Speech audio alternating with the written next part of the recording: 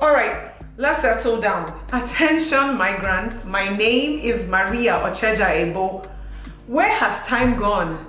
Migrants, this is our 4th episode of this very first season. If you're just joining us for the first time, where have you been? You don't need to look farther to get information like no other. There's no need to bother, no need to bother, 'cause we have the answer.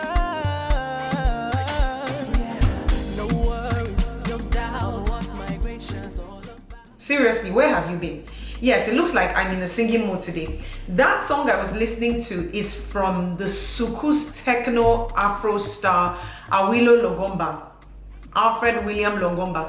If any of you grew up listening to Sukus, you know, his techno, electric style Sukus. I love Sukus music so much.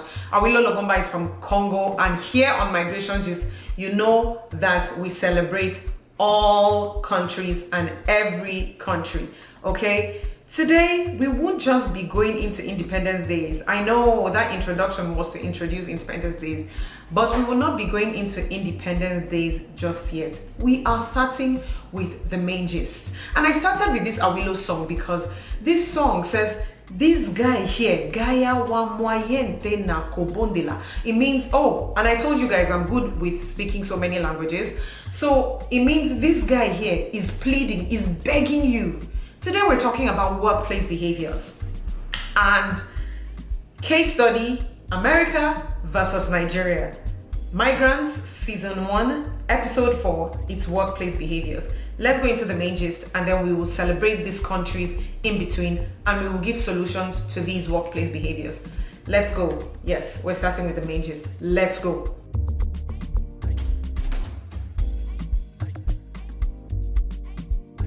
All right, migrants.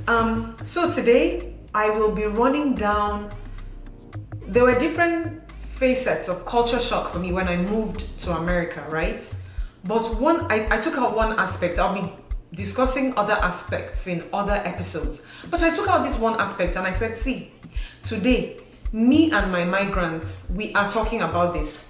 You'll be seeing a lot of this because see, today I am serious. I really wanted to start on a light note, but there is no human being that is going to talk about these topics and you will not vex. Even if it's tiny, like by vex, I mean you won't get angry or a tinge of sadness will not twinkle the arteries in your heart. It's, I don't know, it's annoying. Or the veins in your heart, oh, the one that's in the heart, what do they call it? Well, haven't prepared you. Let's go into the main gist for today, which is workplace behaviors. At number 1, it's a question. I really want to ask, why is it that the most religious, the tongue speaking, the rosary counting, the chesby counting, the most religious, upright, supposed men and women of God in Nigerian job places are always the most wicked? No, serious, I want to know, I want to find out. And it's not like I don't know the place of discipline when it comes to, you know, workplace or in your interaction with people, but this one I'm talking pure wickedness. Like you're just wicked.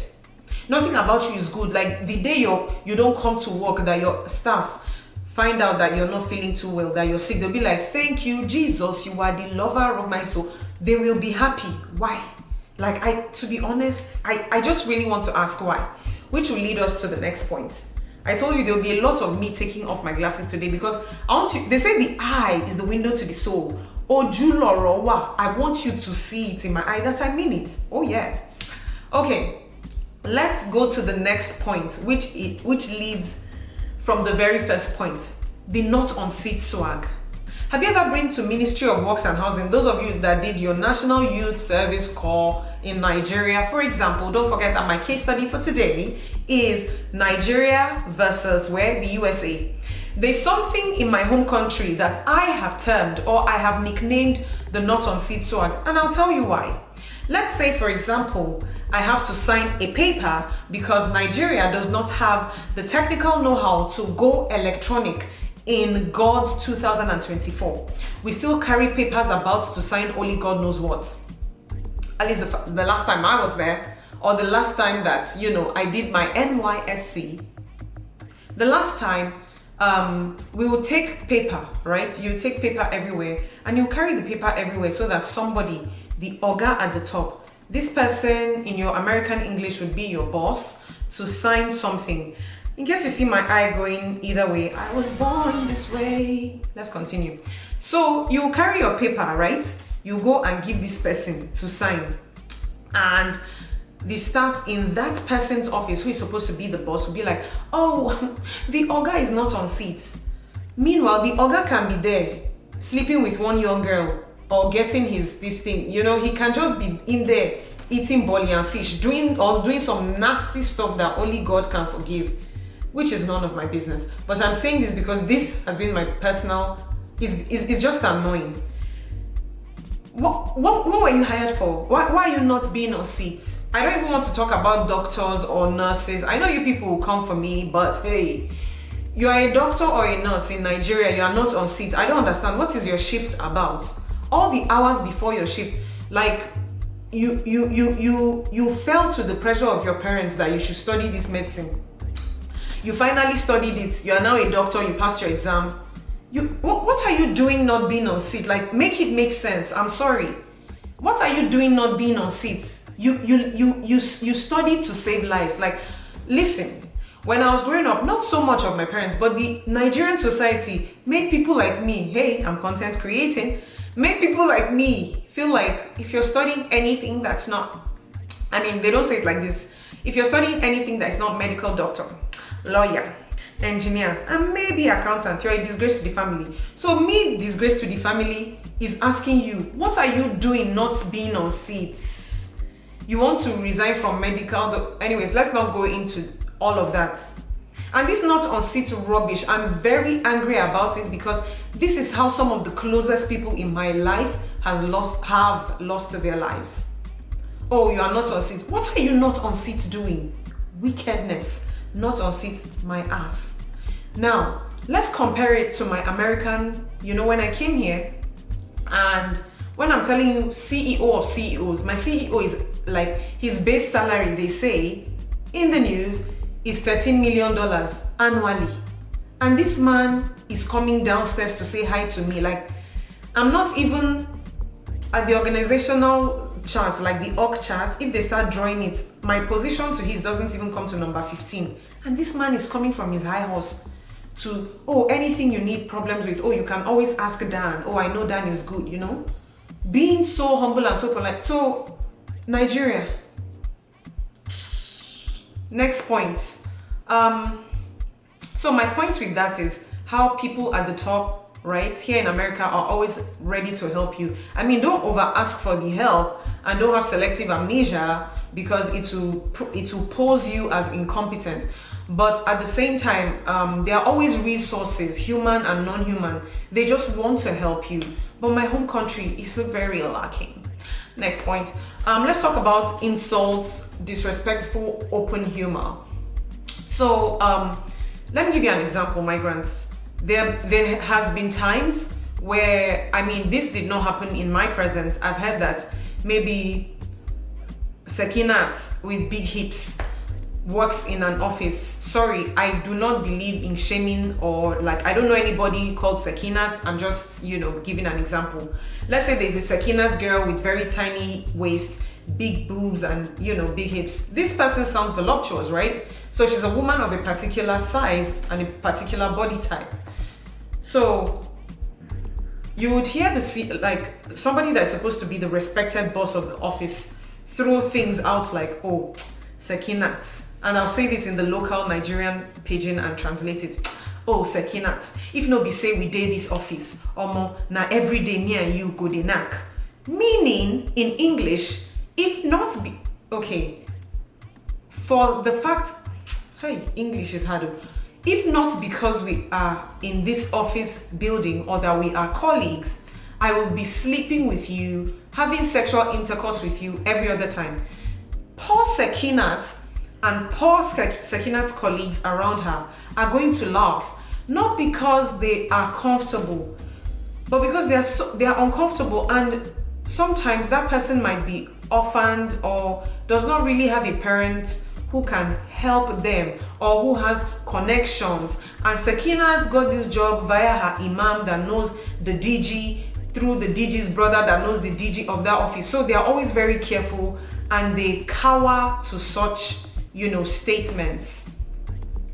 In America, migrants, if you try it, your family, your lawyer, if you're even married, as a man, if you're married and this kind of thing, maybe your lawyer, you now involve lawyer, they carry you to court, you involve lawyer, your wife finds out, your Oyibo wife, Oyibo is white in local Nigerian parlance, your Oyibo wife will divorce you, and then you will be permanently unhireable until you become a fugitive or a wanderer in the street, homeless. Workplace behavior, season 1, episode 4. You don't try that in a country like America. They will ridicule everything that you stand for. Nigeria is a very narcissistic, very male-dominated environment, society, work, home, otherwise, playground, store, everywhere. I don't have any problem with it, but these problems I'm listing in my workplace behaviors, like you people know. Thankfully, in countries like America, there's been something like the Me Too movement. So to the glory of God, we've been able to see people like Bill Cosby, Harvey Weinstein, Jeff Epstein, millionaires, people that, are millionaires in any country's economy. We've been able to see them go to jail in their old age. They've had to pay. Other people, no-name human beings that have done that, you've had to pay. So if you're a man in Nigeria and you're thinking of relocating to a developed economy like Australia, the United States, New Zealand, the United Kingdom, beware migrants, because your narcissistic ass is not going to cut it. I don't want to also take away from the fact that there's a moral decay ongoing in Nigeria. I see that, I believe that, because a lot of people will be like, oh, you're making it sound like it's the men that There are some women that even approach these men. Listen, I'm talking to the whole envelope. In America, there's a place I worked in before that if you solicited sexual intercourse, whether you're the woman soliciting from the man or it's even consensual, once the office finds out, you are going. Ask anybody else. And if you've been doing it, know that your day of getting caught is coming. Okay? Now, let's go to our next point so before we even move on, about insults, Me Too movements, let me tell you guys about this boss I once had. My boss, and this is in Nigeria, by the way, my boss was from a European country. It starts with a G. That's where I can stop. But the people that have worked with me before, they know. If you know, you know, okay? So this my Greek boss, right? This my boss.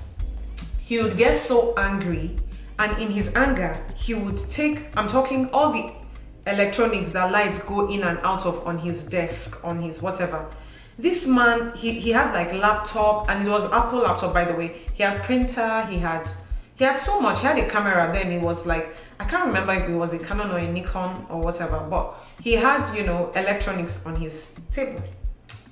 This man will get so vexed, plus his own phone, his own mobile phone.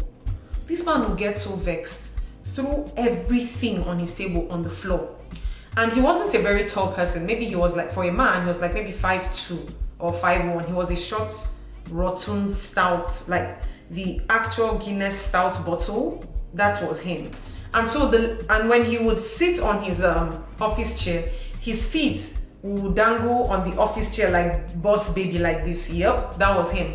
This man would get so vexed, and I'm not kidding, he'll throw everything on his table, wham, on the floor.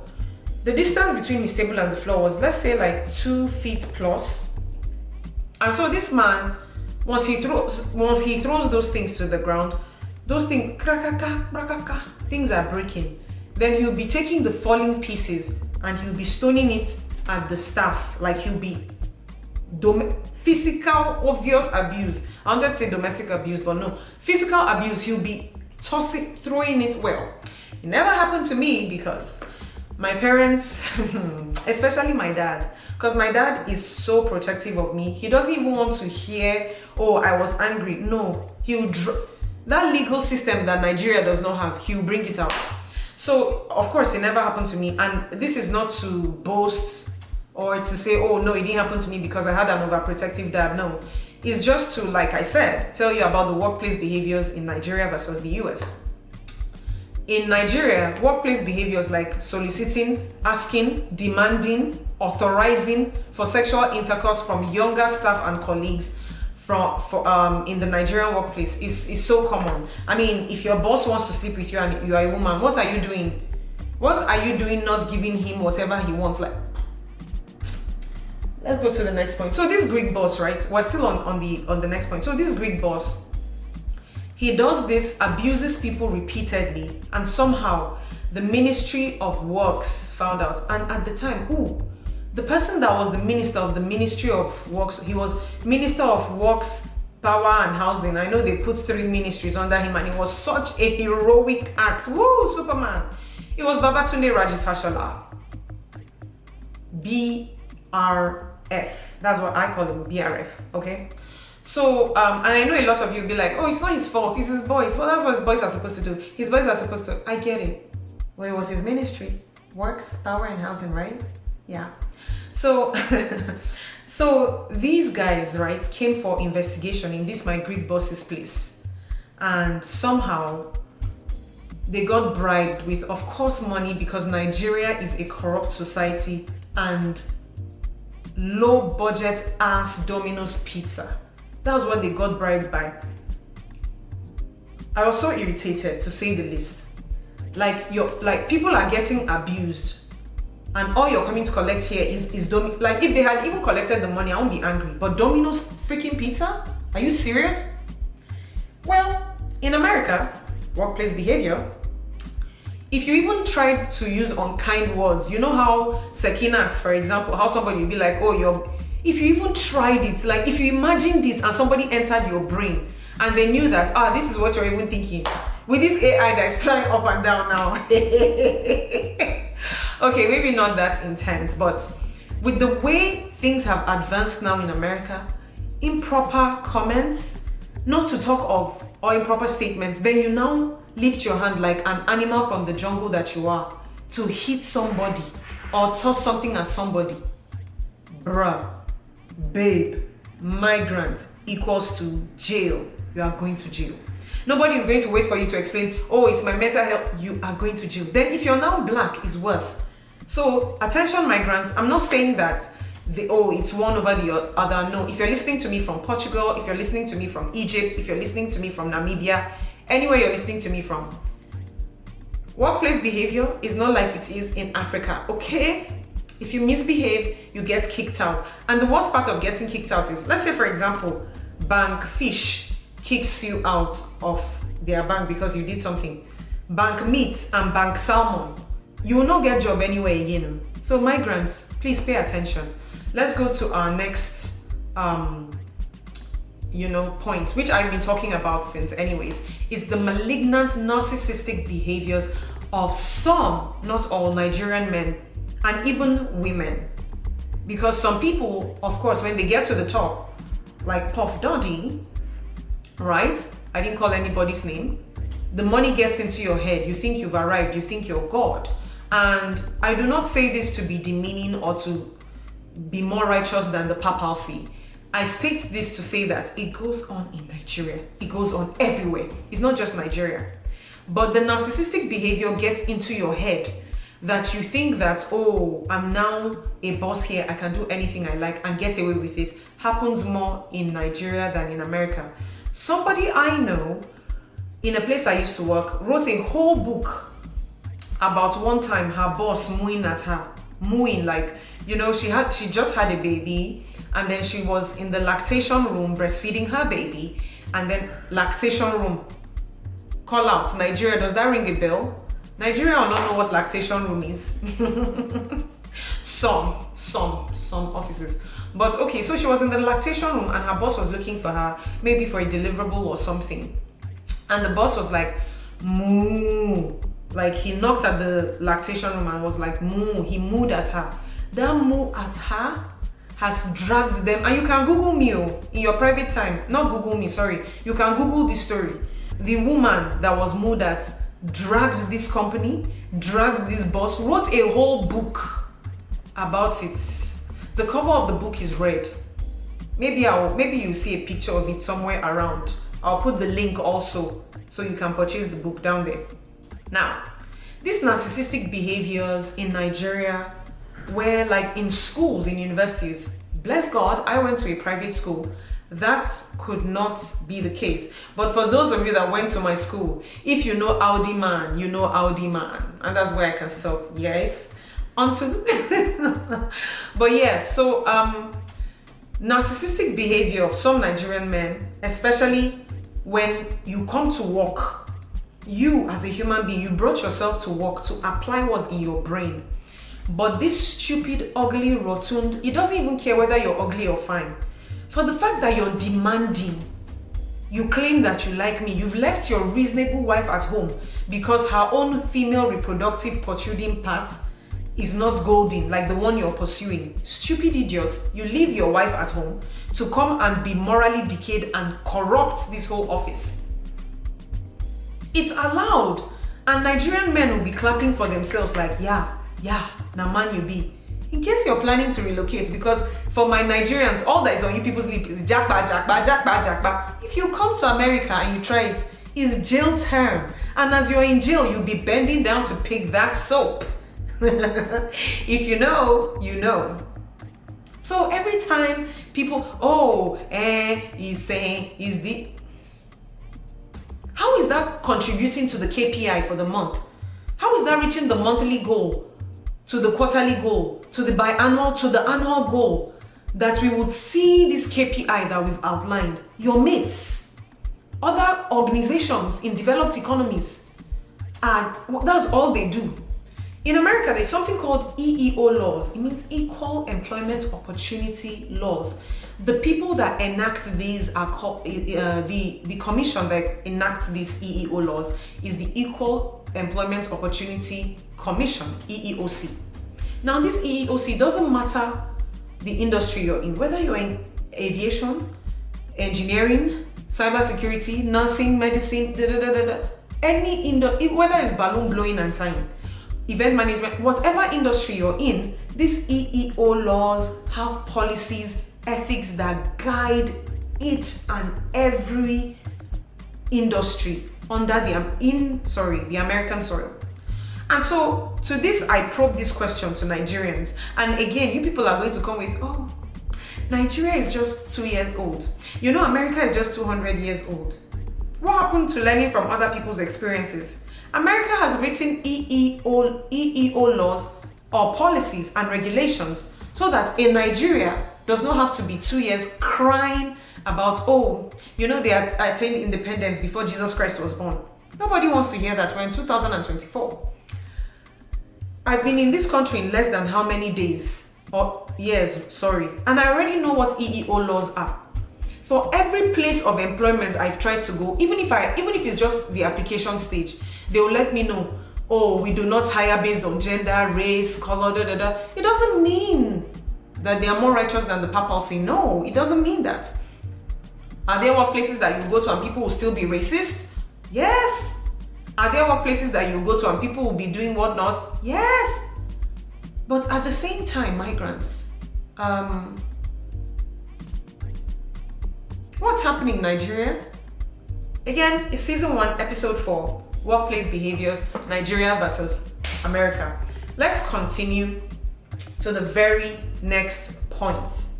So, again, I would like to point out that, and thankfully, Pastor Jerry Eze, a man I love and respect so much, and Pastor Nathaniel Bassi, especially Pastor Nathaniel Bassi.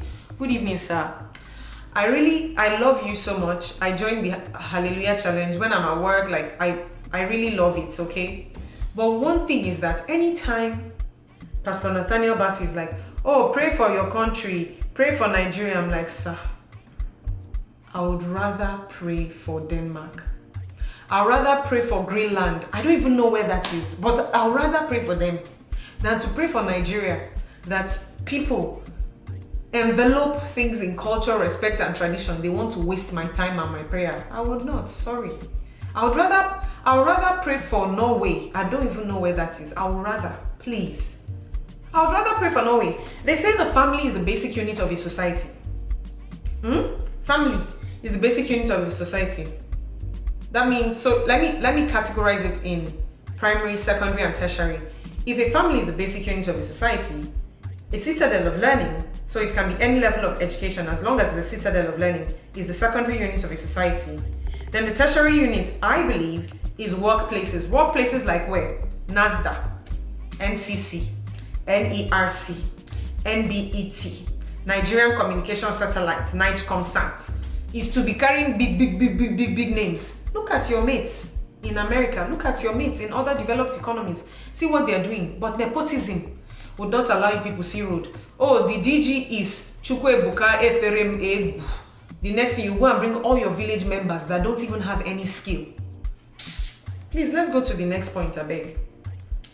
So, on the next point, sorry, migrants, I know I can get intense, but I'm giving migrants this insight so that you know, like, how to navigate this whole, system, whatever. So next, let's go to making errand boys and girls of professionals, right? Making errand boys and girls of professionals. So you've seen those people. Somebody came from Massachusetts Institute of Technology, or somebody has MBA from Harvard.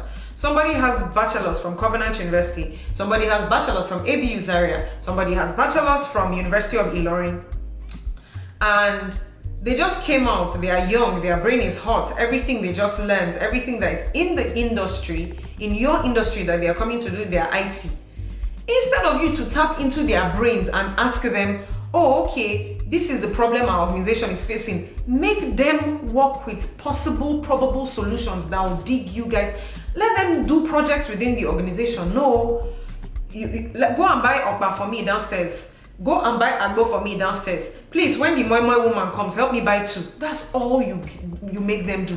And that's my home country in Nigeria. When I finished my master's and I was doing projects, my brain had never worked like that before. I felt, even when I was not at work and it was time to relax, you see me with my phone, going on Google Scholar. Oh, where can I find where would make this hospital's revenue go up? Unconsciously, my weekends, when it was my rest hour, all I was thinking was good. Now, all work and no play makes Jerk a dull boy, makes Jill a dull girl. I know. That's not what I'm asking you to do. I'm not asking you to give up your life so that, you'll be doing all these things. But what I'm saying, migrants, is that, especially the employers, use your graduate's brain. Nigeria, use your graduate's brain. There are millions across the nation programs here in America. Even if you're not an early careerist, even if you're mid-level career, there are internships at every level for you to do. If you're career transitioning, if you're just an early careerist, if you're mid-level, if you're senior level, too many things. But Nigeria, what you people are caring about is who you sleep with. And when they say no to you, you would carry block or cement. I don't know the American parlance for it. Because I know 2 people actually reached out to me recently about this place, this University of Ilorin, some cult boys, or was it a polytechnic beside University of Ilorin? Somebody was asking a girl out, girl said no, he used block to hit her face. So now her face is disfigured forever. University of Ilorin, who is your vice chancellor? What is he doing? Why hasn't he heard of this? Why hasn't he expelled the people involved and their accomplices? Why is he going on as mere gist? Because the last time I looked this up on Google, I spoke to the person that knows the person that this happened to. She said nothing has been done about it. The girl is going about your school campus, University of Ilorin, managing her patched face, workplace behaviors. Vice Chancellor of the University of Ilorin, what are you doing? The polytechnic beside it, I don't know if they have vice chancellors or whatever. What are you doing? Workplace behaviors. Season 1, episode 4. Let's go to the next point. The kindness of professors in Nigeria. I don't know if kindness and professor should be mentioned in the same sentence. You see, when I came from my home country, which is Nigeria, right? When I came here, the way professors were kind to me, I was there busy asking my husband, I hope they don't want anything from me. My husband said, hey, God, when you've been used to chaos, when you see peace, you can't even recognize it. I'm telling you, my brain was messed up. Because American professors, I'm not saying every professor is sweet, dandy, and angelic. No. American professors are ready to help you. They're like, oh, what is it you need problem? In fact, accounting numbers used to scare me. Who like this? I had a health management accounting professor, and we had to work with, balance sheets, financial statements, real financial statements of hospitals, like balance it out, where there was a gap, we'll report it to the CEO, like doing real work. When I was in that group, I was the weakest link. And I would always cry to this professor. I'll be telling him, oh, sir, my brain and mathematics. He's like, no, that's what you tell yourself. She's like, no, that's what you tell yourself, Miss Ebo. That's what you tell yourself, Miss Ebo. No, Maria, you gotta do this. You gotta do this. This man, and that time I was working. So I'll work 9 to 5, and I'll tell him, Professor, I don't want to call his name. Anytime I come back, I'm like, sir, I'm really burnt out between like 6 and like 7. Please, can we get on a Zoom call virtually? You can. This man is supposed to be sleeping at 8, 9 o'clock. This man will stay awake just to make sure that me, maybe we're a class of, I don't know, maybe like 35, 40, I don't know. This man would make sure that I understand that thing by force. And in the next presentation, he'll make sure I present and I talk to those points and to those issues in the way that I understand. He took that extra mile. There are some professors that are that good in Nigeria, but I've never met one. Because if you don't understand something, your Nigerian professor is going to insult you, and it will be insults like your brain, your coconut head. Oh, you can never understand something. You this, you stone brain, you dumb as a rock. In America, nobody can do that. There's something called Title IX. If a professor insults you, you can report them and they can get fired. This leads me to the next point of rating my professor, workplace behavior. This one is for the school systems. The first time I heard of rate my professor, it was my high school friends that were here that told me about it. I was like, hey, rate my professor, hey. I was so surprised. If you go on that ratemyprofessor.com, come and see what people are writing about their professors. Sometimes I'm even pitying these professors. And that rates my professor, if your ratings keep getting bad, you can get fired. That's something Nigerian universities can adopt. Do a rate my professor system. Now, let's go to the solutions. But before we do, migrants, I am ready, just like you are, to celebrate the independence for today. So, let's go. It's Independence Days. You don't need to look farther to get information like